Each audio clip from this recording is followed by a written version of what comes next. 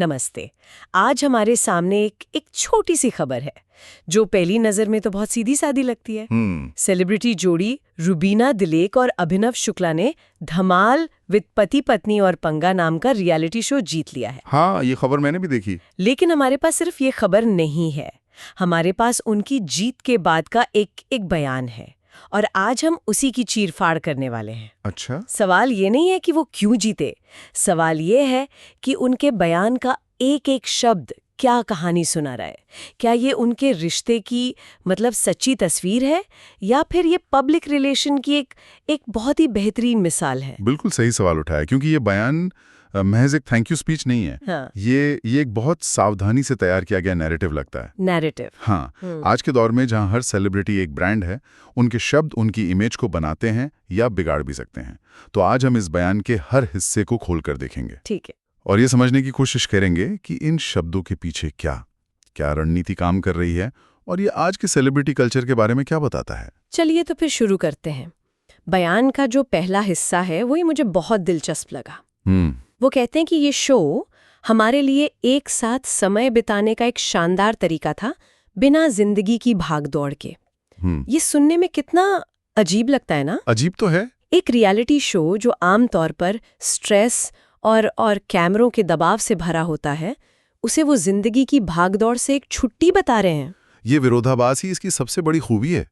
देखिए, ये बात तो हम सब जानते हैं कि आजकल की जिंदगी में कपल्स को साथ में क्वालिटी टाइम नहीं मिलता। ये एक आम सच्चाई है। हाँ, ये तो है। लेकिन यहाँ उस आम सच्चाई को एक असाधारण सिचुएशन से जोड़ा गया है। इसे मीडिया स्टडीज में नैरेटिव फ्रेमिंग कहते हैं। नैरेटिव फ्रेमिंग जी, मतलब आप एक घटना को किस फ्रेम में रखकर जनता को दिखाते हैं, उससे उसका पूरा मतलब ही बदल जाता है। यहाँ एक हाई प्रेशर कंपटीशन के फ्रेम को हटाकर रिलेशनशिप रिट्रीट का फ्रेम लगा दिया गया है। मतलब वो ये नहीं कह रहे कि हम एक मुश्किल शो में थे, नहीं, बल्कि ये कह रहे हैं कि हमें एक दूसरे के साथ रहने का मौका मिला। लेकिन क्या ये थोड़ा ज्यादा नहीं है? मेरा मतलब है, शो में टास्क होते होंगे, कंपटीशन का दबाव होता होगा। ये बयान उस हकीकत को पूरी तरह से नजरअंदाज नहीं कर रहा। ये नजरअंदाज करना नहीं है, ये उसे एक नया मतलब देना है। सोचिए, अगर वो कहते कि शो बहुत मुश्किल था, हम बहुत लड़े पर जीत गए, तो ये एक आम रियलिटी शो विनर का बयान होता। बिल्कुल। लेकिन ये कहकर कि भागदौड़ भरी जिंदगी से दूर हमें यहाँ सुकून मिला, वो खुद को और इस शो को बाकियों से अलग खड़ा कर रहे हैं। सही। वो दर्शकों को बता रहे हैं कि ये शो सिर्फ लड़ाई झगड़े का नहीं, बल्कि रिश्ते को मजबूत करने का एक प्लेटफॉर्म था। ये एक बहुत ही स्मार्ट मार्केटिंग मूव है। अच्छा, तो ये एक तरह से शो की इमेज को भी बेहतर बना रहा है। हाँ। और फिर इसी ईमानदारी वाली बात को वो अगले लेवल पे ले जाते हैं। हाँ। वो कहते हैं, एक जोड़े के रूप में हम परफेक्ट नहीं हैं। हमने अपनी कमियों के बारे में बहुत खुलकर बात की और ये बहुत सुकून देने वाला था। आजकल तो इंस्टाग्राम पर हर कोई अपनी परफेक्ट लाइफ दिखा रहा है। बिल्कुल। और ये लोग नेशनल टीवी पर अपनी कमियां गिना रहे हैं। यहाँ एक बहुत दिलचस्प कॉन्सेप्ट काम कर रहा है। इसे कहते हैं स्ट्रेटेजिक वल्नरेबिलिटी। स्ट्रेटेजिक वल्नरेबिलिटी मतलब रणनीतिक रूप से कमजोर दिखना। बिल्कुल। इसका मतलब ये नहीं है कि आप अपनी सारी कमियां बता दें। इसका मतलब है कि आप अपनी कुछ चुनी हुई कमियां इस तरह से सामने रखते हैं जिससे लोग आपसे जुड़ाव महसूस करें। लेकिन आपकी ब्रांड इमेज को कोई नुकसान भी न पहुंचे। मतलब ये कहना कि मुझसे सुबह जल्दी नहीं उठा जाता या हम छोटी छोटी बातों पर बहस कर लेते हैं, ये वो कमियां हैं जो सबको अपनी लगती हैं। एग्जैक्टली। इससे वो स्टार नहीं, हमारे जैसे लगने लगते हैं। ये कोई ऐसी कमी तो नहीं बताएंगे जिससे उनका करियर खतरे में पड़ जाए, है ना? जाहिर है। और उन्होंने सुकून देने वाला या लिबरेटिंग शब्द का इस्तेमाल किया है, जो ये दिखाता है कि परफेक्ट दिखने का दबाव उन पर कितना था। बिल्कुल। और इसी से दर्शकों के साथ एक पैरासोशल रिलेशनशिप बनता है। दर्शकों को लगने लगता है कि वो इन्हें निजी तौर पर जानते हैं, कि वो इनके दोस्त हैं। हाँ, और जब ये रिश्ता बन जाता है तो दर्शक भावनात्मक रूप से उनसे जुड़ जाते हैं और उन्हें वोट करते हैं। ध्यान दीजिए, वो अपने बयान में कहते ही हैं कि उनकी जीत दर्शकों से मिले प्यार का नतीजा है। अरे हाँ, वो खुद इस बात की पुष्टि कर रहे हैं कि उनकी ये रणनीति काम कर गई। उनकी ये ईमानदारी ही उनकी जीत का सबसे बड़ा कारण बनी। वाह, मतलब ये सब कुछ इतना जुड़ा हुआ है। पहले उन्होंने शो को एक सेफ स्पेस की तरह दिखाया और फिर उस सेफ स्पेस में अपनी कमियों को स्वीकार करने की हिम्मत दिखाई। ये एक पूरी कहानी बन रही है। हाँ, एक पूरी कहानी। लेकिन यहाँ एक और पेंच है। शो का नाम है पति पत्नी और पंगा। पंगा शब्द से तो लड़ाई झगड़े की इमेज बनती है। सही बात है। पर वो मेकर्स को ईमानदार, स्नेहपूर्ण और दिल से भरा माहौल बनाने के लिए धन्यवाद दे रहे हैं। ये कैसे मुमकिन है? ये उस कहानी का अगला अध्याय है। इसे कहते हैं narrative control. Narrative control. Show खत्म हो चुका है, वो जीत चुके हैं। अब उनके पास ये ताकत है कि वो शो की कहानी को अपने हिसाब से दुनिया को सुनाए। पन्मा शब्द की जो नेगेटिव इमेज है उसे वो स्नेहपूर्ण, विनम्रता, मार्गदर्शन जैसे पॉजिटिव शब्दों से धो रहे हैं।